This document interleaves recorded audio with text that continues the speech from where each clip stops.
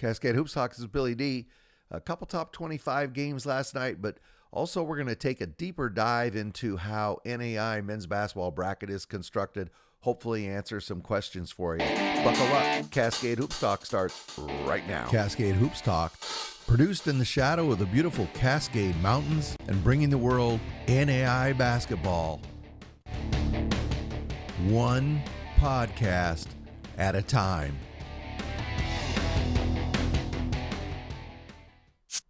So to just kick things off here, Ave Maria got a forfeit from Warner. I'm not sure exactly why they forfeited, but it's on the official NAI page. So Ave Maria goes to 23-3, and that will now tie them back with Kaiser. And they're going to be at St. Thomas on Wednesday. Pikeville was in action tonight. They defeated Spartanburg Methodist 80-50. Bradley Bunch, 18 points, 10 rebounds for the double-double. L.A. Walker, 15 points, 8 rebounds. They go to 23-3. They're going to be at Union on Wednesday. Okay, now we're going to take just a few minutes, since it's a short night, not much basketball tonight, to talk a little bit about, how in the world does a NAI men's basketball tournament bracket come about? I get asked about this all the time. I give very bad answers. So I thought I would take a few minutes and just try to walk through all the things that go into it. So the first thing really is, what are some of the elements? We'll talk about the elements and we'll go deeper into them. But there's your record and strength of schedule. This is your performance right here. And that performance creates a document called an RPI, which is basically your statistical strength, and something else called a quad record. Say that 3 times fast. And then those two things, and we're going to go through each one of these individually, those two things produce what's called an ARC rating. And the ARC rating is put out every few weeks. There's a schedule. I'll put up the link in the description. In fact, it's in the description. It has been for a long time.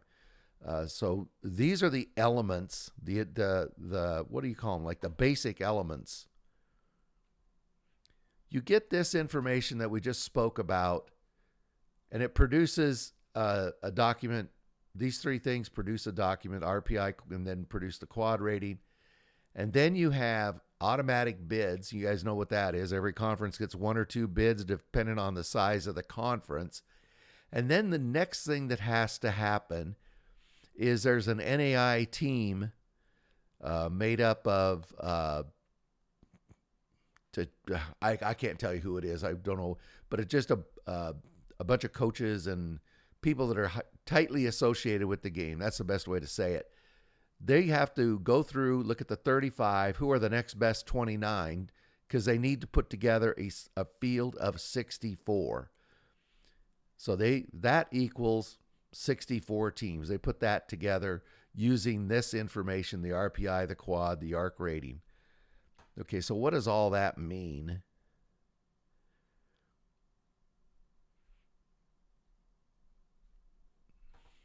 That 64 teams.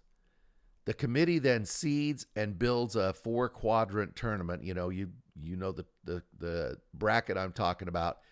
And each quadrant has 8 mini pods, what we call regionals. That's where 4 teams go to one place. And I'm assuming at this point is where they select, also who are going to be the host teams for each one.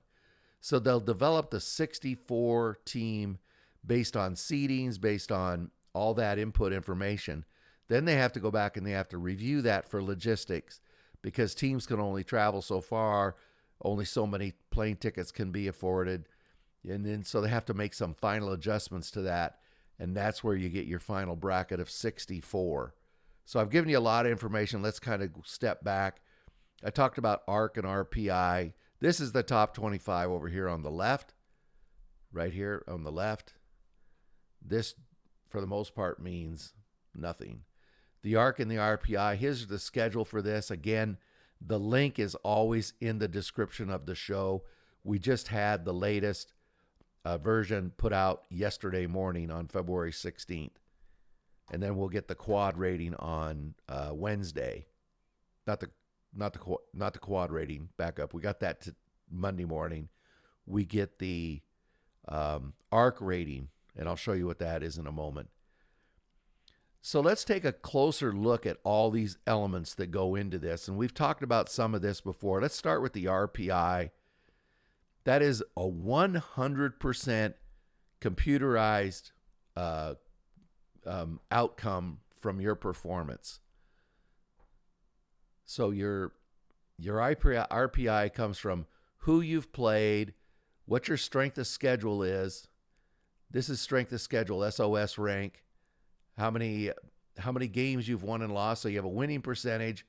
You have an OWP, which is opponent's winning percentage. And then you have OOWP, which is your opponent's winning percentage. And it all goes through, some magic school bus, and you get this number, whatever it is, 0.695 in this case for Huntington. So that's one piece of it. You receive and this is an older one right here. Don't pay attention to the names, but that you get an RPI rating. And then you have to look at the quad record, which we haven't talked about before, but we will now. So the quad record looks something like this, but it's pages and pages because every team in the country has a quad record. So let's go to the next one and explain what that means. So on this, you can see it's got your strength of schedule, your overall record, and then you see these things QU, QT, Q2, Q3, Q4. Those are quad 1 record, quad 2, and etc. The way it's determined, does it go in quad 1 or quad 2 and quad 3, is by the RPI of your opponent each time. If they're from 1 to 45 in the RPI and you're playing them at home, then it's a quad 1. If they're 1 through 65 RPI and you're on the road, they're a Q1. So in other words, a team could be, let's say they're 63 and you beat them on the road. That's a quad 1 win. If that same team comes back, this 63 team, and you beat them at home, that's now a quad 2 win. Because see, that would be where am I at? Yep. And you beat them at home 46 to 90. So 63 would be a quad 2. And it just goes like that all the way down. So the RPI of your opponent is critical in this. So whoops. So as you can see, every team in the country gets this quad rating. So the raters, the first thing they have to do is they'll look at your RPI. Then they look at your quad score. And it's really important. And if you think about it, it makes a lot of sense. What they're trying to determine is we need to have teams that can win quality games. Those are the teams you need in the tournament. If somebody is only just winning quad 3 and quad 4 games, they're probably going to get blown right out of the tournament, probably not going to get an at-large bid, right? So, for example, I have no clue who this one is. They're 6-6 in quad 1, 6-0 in quad 2, unbeaten in quad 3 and 4. Okay, that's pretty good. That's good. Here's another team, 0-3 quad 1. That's a little tough. 1-1, 1-4 in quad 3 wins and 0-2. That team that's a bad quad. Now there's no calculation that says here is your quad score. This is something they simply have to look at and compare it to the RPI and see what makes sense as they determine which are the best 64 teams in the country, minus the ones that have already gotten automatic bids. I'm sure I've thoroughly confused you by now. I'm not sure how else to explain it. So then there's an ARC rating that plays into it as well. It's how are you rated within your own region. So every region has a group of coaches and some outside people that rank their region periodically, and you're ranked 1 through 1. They'll rank 16 teams. Let's take a look at that now. So this is how it comes out. There's 5 of them. I didn't get all 5 of them up, but the new one will come out on Wednesday. So what is this? There's 5 regions, so a total of 80 teams get ranked, 16 per region. There's a team that does this in each region, and they utilize the RPI, your quad, and their game knowledge, right? They're looking at this, and they're looking at the teams in their region, and they're saying, well, this team has a little bit stronger RPI, but this team is really on fire. A good example of that is in the last ARC rating that came out in the West. Rocky Mountain got bumped to number 1 because their performance had been, they've been playing so well. Their performance had been, you understand what I'm saying. So you count on these people to not only look at the numbers, but to use what they're seeing on the court as well. And so these quad ratings right here are put together well, you can see the schedule on there. It's every few weeks. Now they're more frequent, but this also goes into how will you be seeded in the tournament. So you get 64 teams. They've used those numbers. They'll seed them. They'll build 4-quadrant tournament. You know what that is? There's the 4 quadrants with 8 mini pods within each quadrant. That's the regionals, as we call them. Once they get that built and they say, that's it, that's our 64 teams, that's how we want to seed them and pair them, then they have to go back and they get more people in the room and they go, okay, does this work logistically? Because you can't have everybody, going all the way across the country. It's just not going to work. A few teams are going to have to, but you've got to really limit it, or else everybody's going to go broke trying to play in the tournament. So there's a logistical review. Then they'll make final adjustments. They'll make final adjustments, and then you'll finally get a bracket of 64. And every year you eventually get one, and we'll get one this year.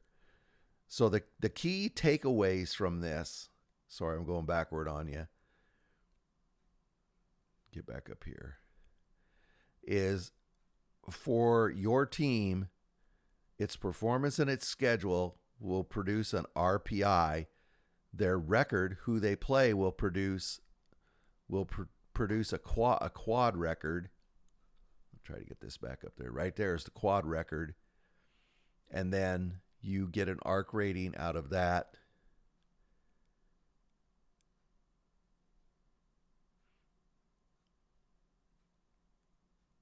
That's the quad record, sorry.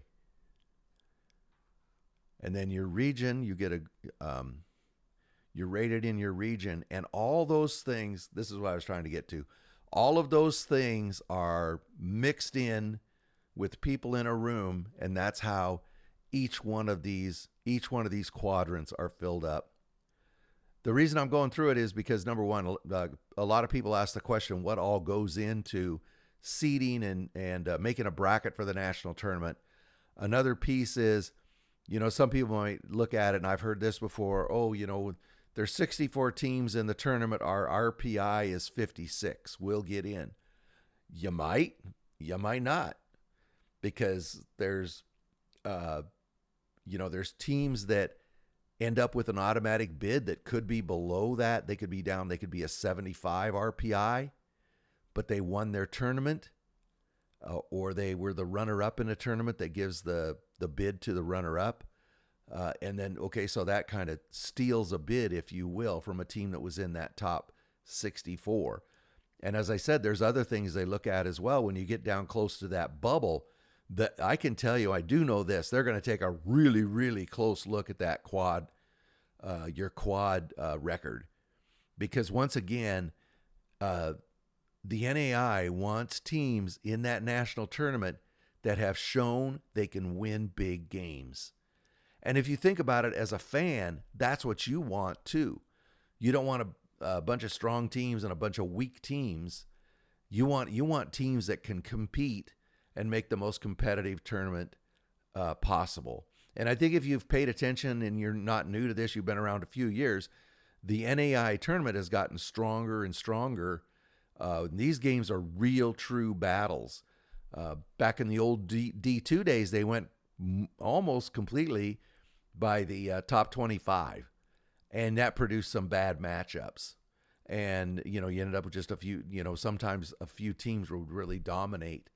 But doing it this way, I mean, every bracket can produce a surprise because they're getting the best teams. Hopefully that's not too confusing. What I'm going to do, I always put the show out on Substack, and I'm going to put a link to all this stuff so you can find it as well in the Substack. So you'll see the show and the description of the show, and then under that you'll see these links. Just remember that the ARC will come out on Wednesday morning. The RPI came out Monday morning, and the ARC will come out on Wednesday morning. But I'll put those links in. I think I can also get in that Substack all the automatic qualifiers and which conferences have one, which conferences have two, and how they are rewarded within each conference. Let me know if this was helpful or not. I know it's kind of getting down and it's very granular, and I apologize for that. But I just think it's an important primer, especially if you're new to the NAI. Anyway, let me know. This is Billy D. Be back with me again tomorrow. And if you need to know where I am so you can throw eggs at me for this show, if you hated it, just text me and let me know. Hey, get out and support your favorite NAI team. We're getting so close to the tournament. You've got to be getting excited. This is Billy D. I'll talk to you tomorrow. Thank you very much for supporting our podcast. Please like and subscribe. Get out to your local NAI school, because NAI basketball is the best entertainment value in America.